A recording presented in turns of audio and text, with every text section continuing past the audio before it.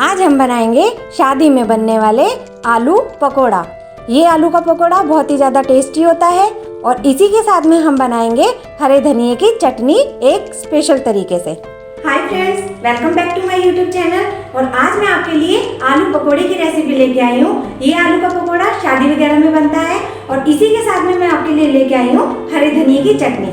तो देखते हैं इनको कैसे बनाया जाता है। पकोड़े बनाने के लिए यहाँ पर मैंने सबसे पहले लिया है एक पैन और पैन के अंदर मैं 1 चम्मच धनिया डाल दूंगी। और ये साबुत धनिया है, इसको हमें हल्का सा रोस्ट करना है। अब ये रोस्ट हो चुका है और इसको हम दरदरा सा पीस लेंगे। अब मैं यहाँ पर 1.5 कप बेसन ले रही हूँ। आधी चम्मच नमक डालेंगे, आधी चम्मच हल्दी पाउडर डालेंगे। अब इसमें पानी डालेंगे। एक साथ बहुत ज़्यादा पानी नहीं डालना है, बहुत थोड़ा थोड़ा करके पानी डालेंगे। अगर आप एक साथ पानी डाल दोगे तो बेसन में गुठलियाँ पड़ जाएंगी, तो गुठलियाँ हमें नहीं डालनी है, तो इसलिए बहुत थोड़ा थोड़ा करके पानी डालें। और इसका एक घोल बना करके रखेंगे हम। बेसन हमारा घुल चुका है और आप देख सकते हैं हमें इतना बेसन घोलने में पानी लगा है 1 गिलास से थोड़ा सा कम। और आप देख सकते हैं बेसन हमारा इतना ज़्यादा ठीक है। हमें बेसन को पतला नहीं करना है, इतना ही थिक रखना है। और अब हम बेसन को एक साइड रखते हैं। अब हम आलू ले लेंगे। मैंने 4 आलू लिए हैं बड़े साइज के और इनको हम हाथ से फोड़ लेंगे। आलू को हमने फोड़ लिया है। इसी के साथ में मैं डाल रही हूँ थोड़ी सी मटर, थोड़ा सा हरा धनिया।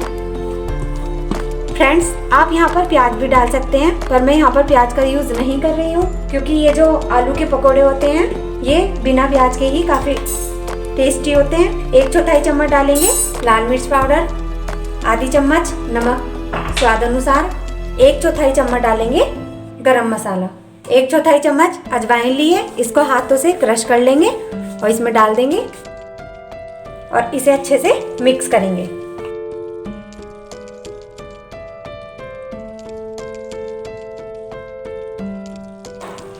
बढ़िया से इसको मिक्स कर लेना है। हम इसमें ज़्यादा मसालों का यूज़ नहीं करेंगे। और फ्रेंड्स, ये भी हमारा अच्छे से मिक्स हो चुका है। फ्रेंड्स, मैं ये धनिया डालना भूल गई थी, तो अभी मुझे याद आया कि इसको भी डालना है। तो अब हम इसमें ये डाल देंगे। ये मैंने बहुत दरदरा सा कूट लिया है और इसको डाल करके मिक्स कर लेंगे। और ये भी अच्छे से मिक्स हो चुका है। अब हम एक प्लेट ले लेंगे और हाथों पे हल्का सा ऑयल लगा लेंगे। आप कुछ भी लगा सकते हैं, बस हाथों को हल्का सा चिकना करना है। और इस तरह से आप बॉल बना करके रख लें।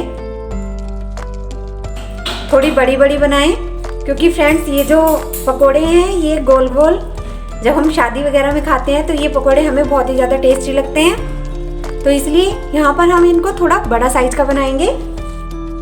ये देखने में भी बहुत ही अच्छे लगते हैं और खाने में भी बहुत ही स्वादिष्ट। फ्रेंड्स, जब हम शादी में जाते हैं तो हम शर्म की वजह से 1 या 2 ही खाते हैं, उससे ज़्यादा नहीं खाते हैं। तो आज हम घर पर ही बना रहे हैं बहुत ही बढ़िया तरीके से ये आलू के पकोड़े। अब आप बनाएं और जी भर के खाएं। अब मैंने गैस पर एक कढ़ाई रखी और कढ़ाई के अंदर मैंने डाला है सरसों का तेल और इसके अंदर हम डाल देंगे 1 चुटकी नमक। और तेल को पहले हम अच्छे से गर्म कर लेंगे। और जब तेल हमारा बहुत अच्छे से गर्म हो जाए, यानी कि इसमें से धुएं निकलने लगे, उसके बाद आप गैस का फ्लेम बिल्कुल लो कर दें। उससे क्या होगा, तेल का टेम्परेचर थोड़ा हल्का हो जाएगा और तब हम अपने पकोड़े इसमें डालेंगे। अब तेल हमारा अच्छे से गर्म हो चुका है और उसके बाद हमने गैस का फ्लेम ऑफ कर दिया है, जिससे कि हमारा तेल है वो हल्का सा गरम हो, ज़्यादा गरम ना हो। और अब आप देख सकते हैं मैंने यहाँ पर बेसन ले लिया है और इसके अंदर हम ये डाल देंगे पकोड़े। अच्छे से कोटिंग कर लेंगे बेसन की और उसके बाद हम इसमें डाल देंगे।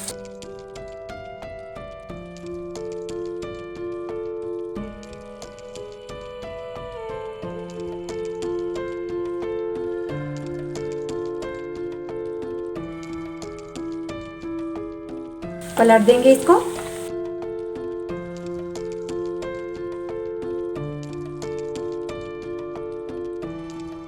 इसको हम गोल्डन ब्राउन होने तक सेकेंगे। पकोड़े हमारे गोल्डन हो चुके हैं और फ्रेंड्स इस तरीके से हमने सभी पकोड़ों को निकाल लिया है, आप देख सकते हैं। बाकी भी हम इसी तरीके से फ्राई कर लेंगे।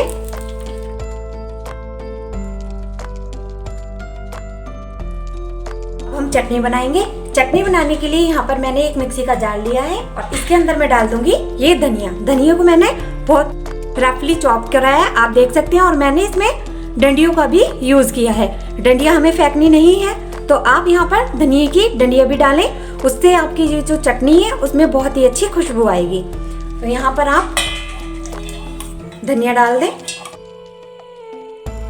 और धनिया को मैंने अच्छे से वॉश कर लिया है। और अब मैं डाल रही हूँ ये 10-12 लहसुन की कलियां हैं, आप देख सकते हैं बहुत छोटी छोटी हैं, तो इसलिए हम 10-12 डाल रहे हैं। अगर आपके पास थोड़ी बड़ी है तो आप 5-6 भी डाल सकते हैं। और 4-5 डालेंगे हरी मिर्च। हरी मिर्च आप अपने टेस्ट के अनुसार डालें। अगर आपको थोड़ा तीखा पसंद है तो आप 1-2 बढ़ा लें, और अगर आपको थोड़ा कम पसंद है तो आप 1-2 कम कर लें। और इसी के साथ में मैं डाल दूंगी ये भुने हुए चने। अब फ्रेंड्स मैं इसमें थोड़ा सा आम का अचार डाल रही हूँ। ये मेरे पास हींग वाला आम का अचार है, ये मुझे मेरी दीदी ने दिया था बना करके, तो इसको हम इसमें डाल देंगे। वो बहुत अच्छा आम का अचार बनाती हैं। और जब भी ये आम का सीजन आता है मेरी दीदी स्पेशल मुझे फ़ोन करके पूछती है कि शिव्या तेरे को आम का अचार चाहिए क्या, हींग वाला। थोड़ा सा हम इसमें पानी डाल देंगे। और ये जो अचार है ये खाने में बहुत ही ज़्यादा टेस्टी है। इस अचार की मैं जितनी ज़्यादा तारीफ करूं उतना कम है।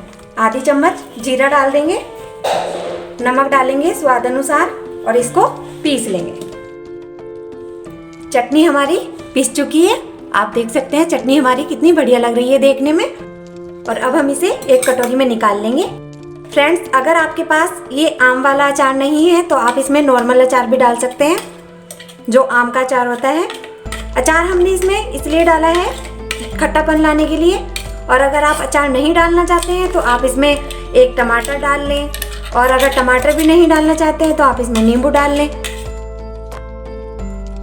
चटनी हमारी बन चुकी है, पकोड़े हमारे बनकर के तैयार है। आप इस रेसिपी को एक बार जरूर ट्राई करें और आपको ये रेसिपी कैसी लगी आप मुझे कमेंट में जरूर बताएं। और आप इसको हरी वाली चटनी के साथ खाएं, आप इसको सॉस के साथ खाएं। ये पकोड़े आपको बहुत ही ज्यादा पसंद आएंगे। आई होप ये रेसिपी आपको पसंद आई होगी। ये रेसिपी आपको पसंद आई है तो इस रेसिपी को लाइक करें और अपने फ्रेंड्स और फैमिली के साथ ज़्यादा से ज़्यादा शेयर करें। मेरे चैनल को सब्सक्राइब करें और साइड में ये जो बेल आइकन है इसको दबाना ना भूलें। इससे क्या होगा, मैं जब भी कोई वीडियो अपलोड करूंगी उसका नोटिफिकेशन आप पे सबसे पहले पहुंचेगा। और ये बिल्कुल फ्री है। मिलते हैं एक नई रेसिपी के साथ, तब तक के लिए बाय बाय।